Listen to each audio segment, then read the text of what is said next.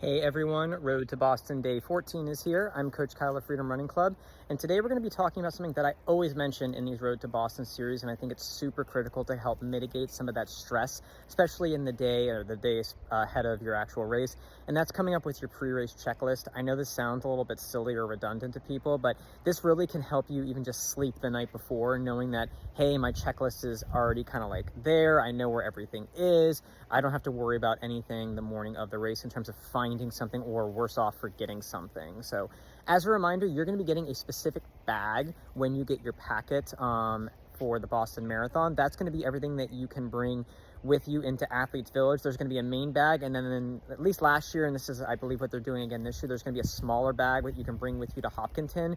You can do your gear check for all the things in the bigger bag before you actually get on the buses to go to Athletes Village and Hopkinton. Whatever's with you in that small bag that's going to Hopkinton is either coming with you on the race or it's staying in Hopkinton. So just keep that in mind. Not the best situation in terms of a gear check for that, but just keep aware of that. So what I personally do, and you might even start doing this now a couple weeks before the actual race, is I do this on notes on my phone.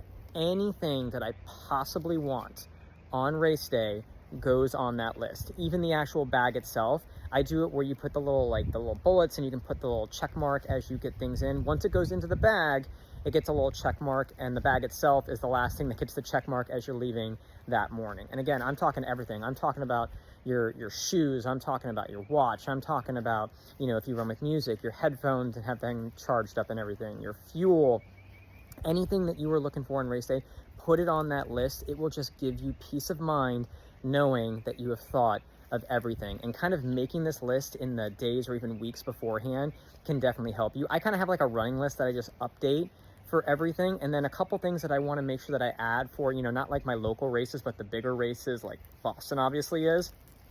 I would just add to that list, bring toilet paper, bathroom situations. You can bring it with you to where you're going. And if you don't need it afterwards, you've got there's toilet paper in there, just leave it for the next person, and then you've helped the situation essentially.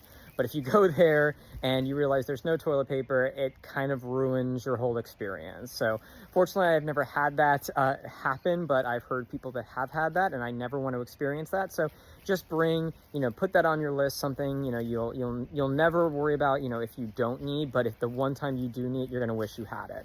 I would also just kind of recommend, I always say, again, say for these bigger races, especially maybe in potentially more colder climates, have things like trash bags. You might want to actually put, down on the ground. If you happen to get outside, Athlete Village is inside the middle school there, but if you happen to be on the ground and it's wet or something, you need to sit down, you don't want to get extra cold or anything like that.